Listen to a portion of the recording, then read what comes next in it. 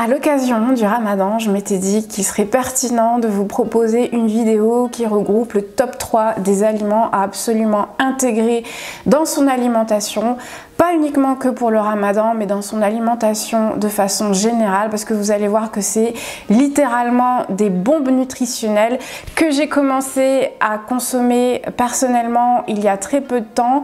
Et j'ai déjà noté des bénéfices sur ma santé de façon générale. Je m'excuse si j'ai le nez tout rouge et que je parle du nez, je suis actuellement malade, mais c'était soit ça, soit je ne faisais pas de vidéo.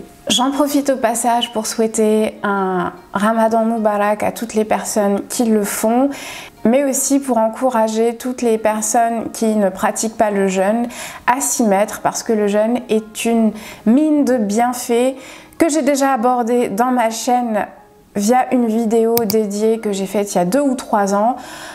Le jeûne a de multiples bénéfices qui ont été scientifiquement prouvés. Je vous en parle dans cette vidéo. Je ne vais pas m'attarder dessus dans celle-ci, histoire de ne pas faire doublon, mais je vous mettrai le lien de cette vidéo en barre d'infos. N'hésite pas à aller la checker si tu veux en apprendre davantage.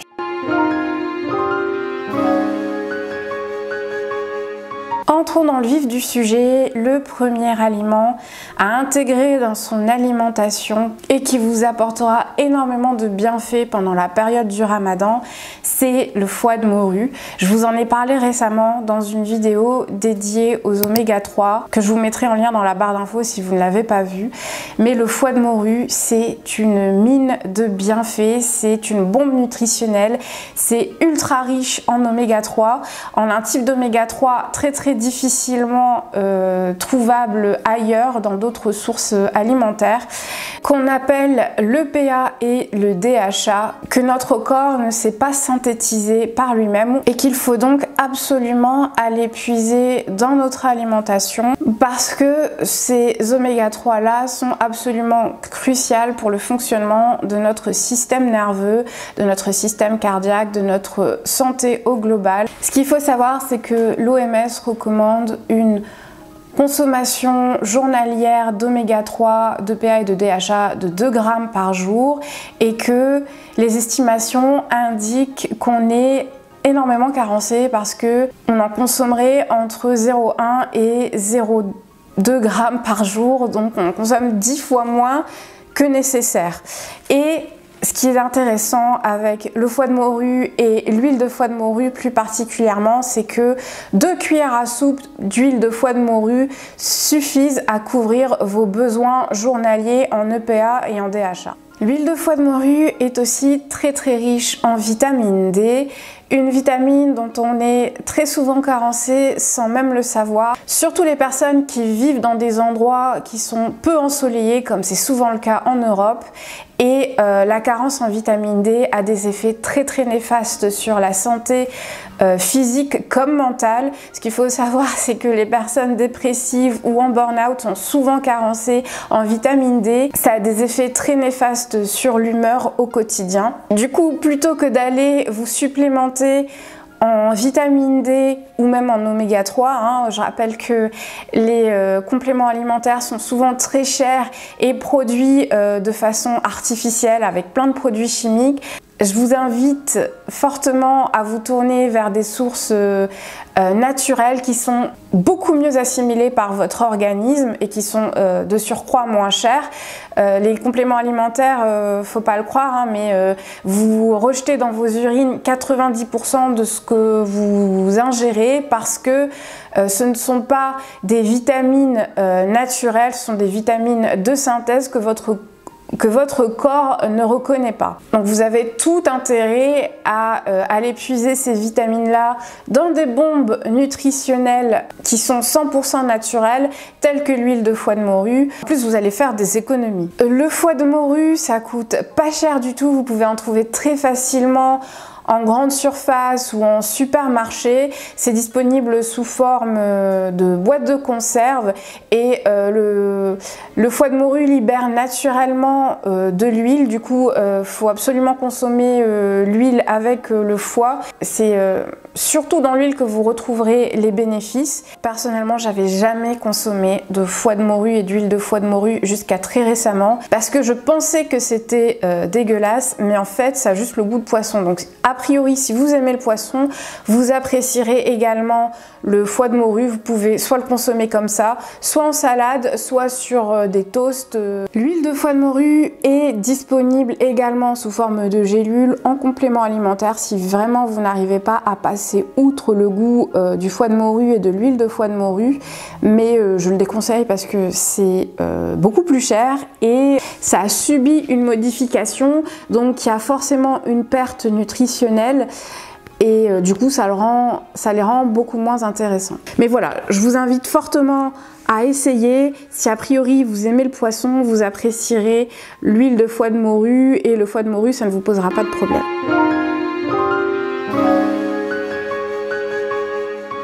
Le deuxième aliment que je voulais mentionner dans cette vidéo, et c'est une grosse surprise pour moi parce que si vous m'aviez dit il y a 5-6 ans que j'en consommerais jamais, je ne vous aurais cru parce que c'est un aliment qui me révulsait de premier abord.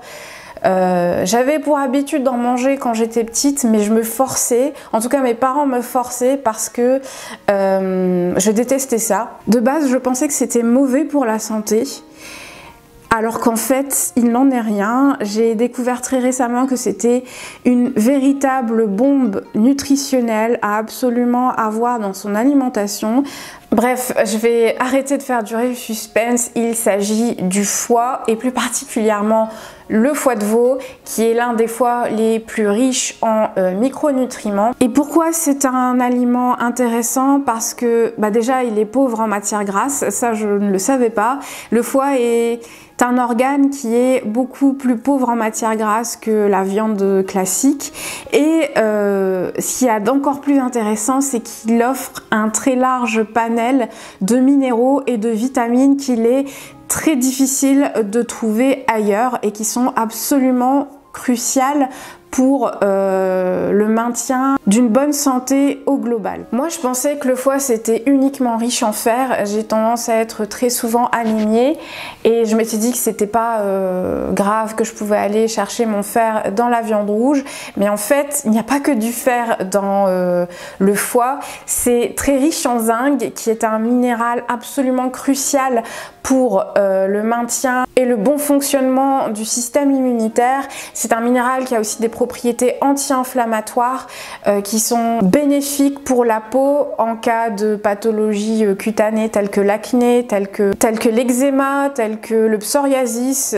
Si vous souffrez de ces pathologies-là, votre médecin, votre dermatologue vous aura sûrement prescrit du zinc, c'est pour ces raisons-là. Le foie est également très riche en cuivre, qui est un autre minéral qui fonctionne de pair avec le zinc. Ça d'ailleurs, il faut le savoir, c'est que si jamais vous vous supplémentez en zinc, vous risquez de vous carencer en cuivre. Ces deux minéraux-là sont absolument indissociables et une carence en cuivre peut être très délétère pour votre organisme parce que le cuivre lui aussi est essentiel pour le bon fonctionnement de votre système immunitaire. C'est aussi un minéral qui intervient dans le métabolisme de la mélanine. La mélanine, c'est cette protéine qui colore la peau et vos cheveux. Du coup, si jamais vous vous supplémentez en zinc, vous pouvez induire indirectement l'apparition de cheveux blancs de façon prématurée. Et un autre effet secondaire aussi de la supplémentation en zinc, c'est que vous pouvez perdre l'odorat. Moi, ça m'est arrivé, je m'en suis rendu compte bien après coup. J'ai perdu l'odorat parce que je me supplémentais en zinc. Du coup, j'ai arrêté et de ce fait, je vous invite vous aussi à arrêter de vous supplémenter en zinc parce que la nature est bien faite. Dans les aliments qui sont riches en zinc, il y a également du cuivre.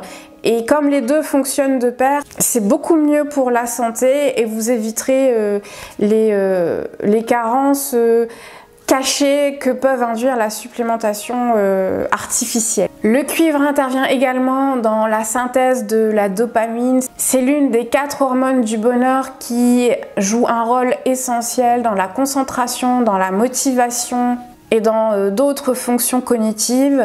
Le cuivre intervient également dans la fonction cardiaque, dans la synthèse des globules rouges, etc. etc.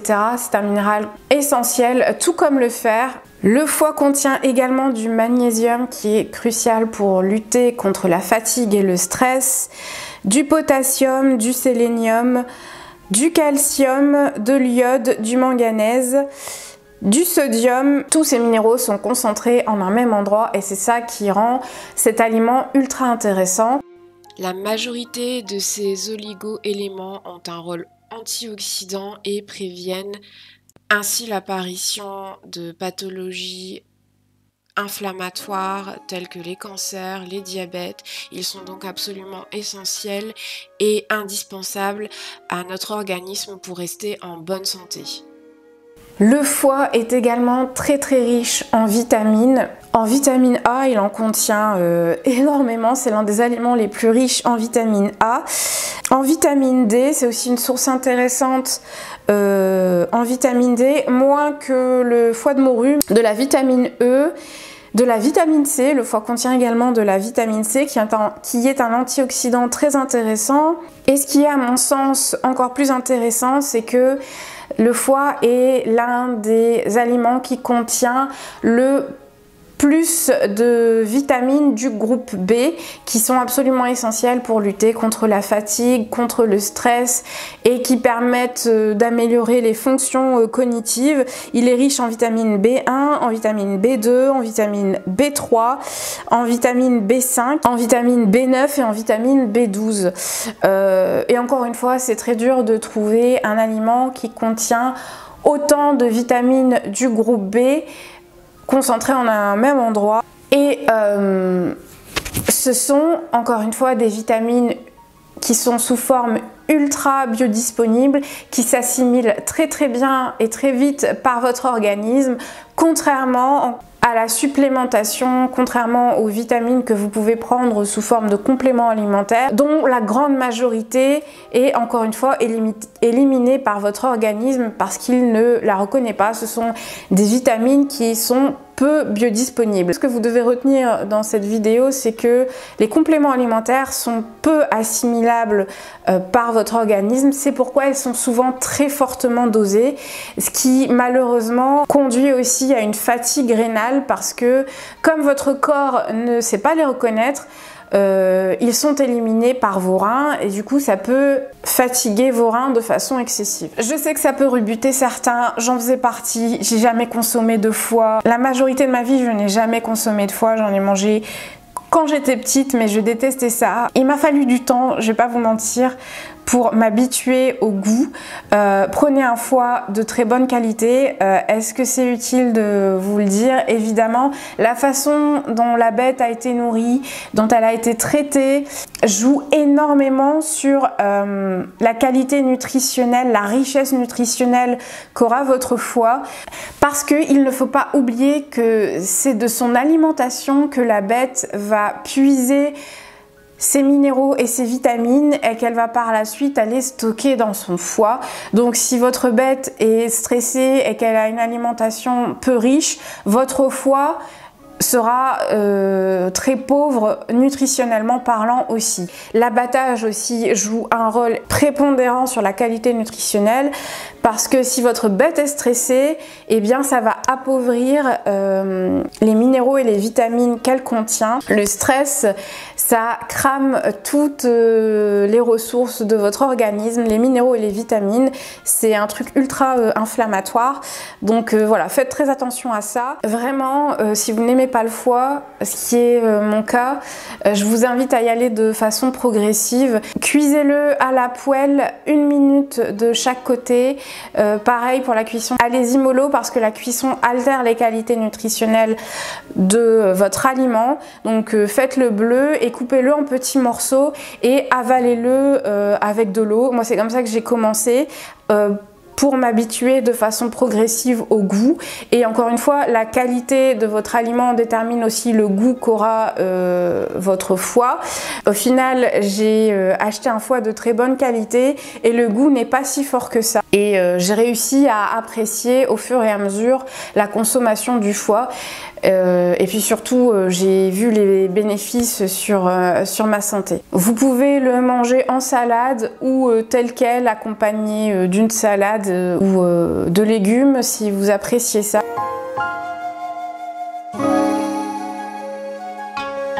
Le dernier aliment dont je voulais vous parler et de façon très rapide parce que j'ai bientôt plus de batterie.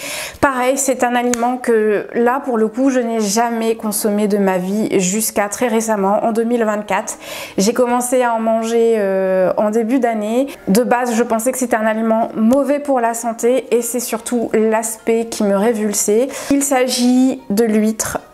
Tout comme le foie est une réelle bombe nutritionnelle. Ça contient énormément de vitamines et de minéraux. C'est l'un des aliments les plus riches nutritionnellement parlant qui existent sur cette terre.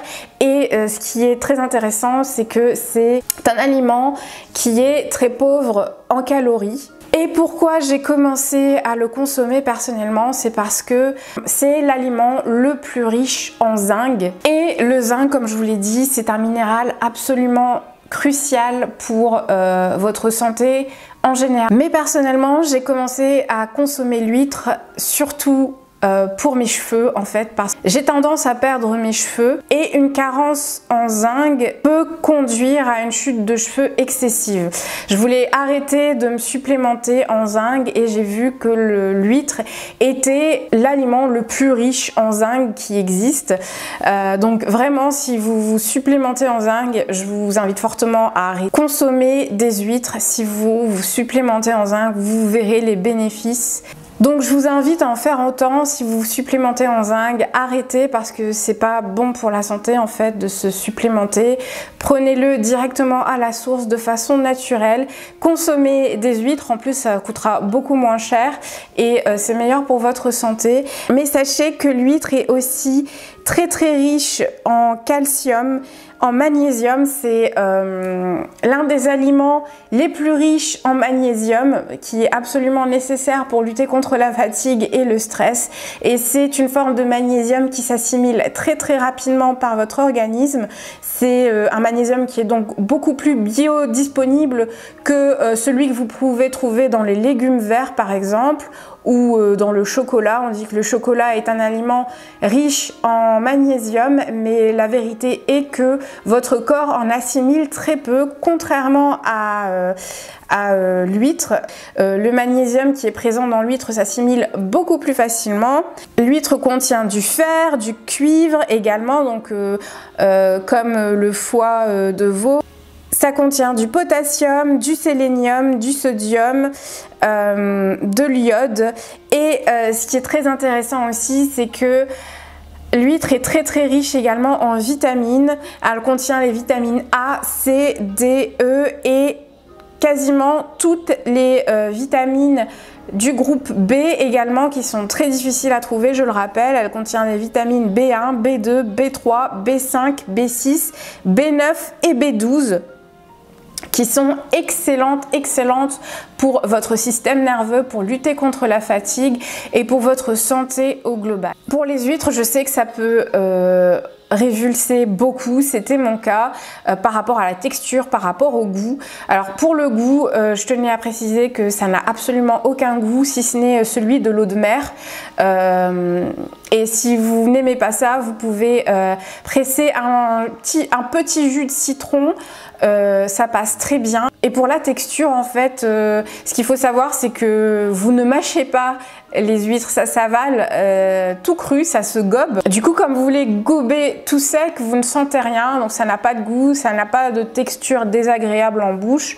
Je vous invite fortement à essayer. Et puis, faut voir ça comme un médicament naturel. Moi, c'est ça qui m'a vraiment encouragée à consommer ces 3 aliments que je vous ai cités dans cette vidéo qui, de prime abord, peuvent paraître dégoûtants et révulsants, mais je me suis dit que c'était pour ma santé et ça m'a vraiment encouragée à les consommer, même si de base je ne les aimais pas. Et mon objectif en incorporant ces 3 aliments-là dans mon alimentation, c'est que je voulais m'abstraire, c'est que je voulais m'affranchir de la supplémentation, de tous les compléments alimentaires que je pouvais prendre, parce que j'ai fait l'erreur de m'appuyer davantage sur les compléments alimentaires qui sont des nutriments synthétiques que votre corps assimile moins bien et qui peuvent induire des carences, plutôt que de m'appuyer sur une alimentation, sur des aliments qui sont naturellement très riches en minéraux et en vitamines.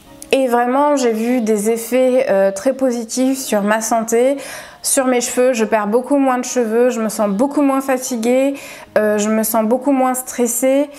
Et surtout, j'ai arrêté de dépenser des fortunes dans des compléments alimentaires qui ne servent strictement à rien au final. Voilà, j'espère que cette vidéo t'aura encouragé à intégrer ces 3 bombes nutritionnelles dans ton alimentation pour le Ramadan et dans ton alimentation en général. J'espère qu'elle t'aura appris des choses.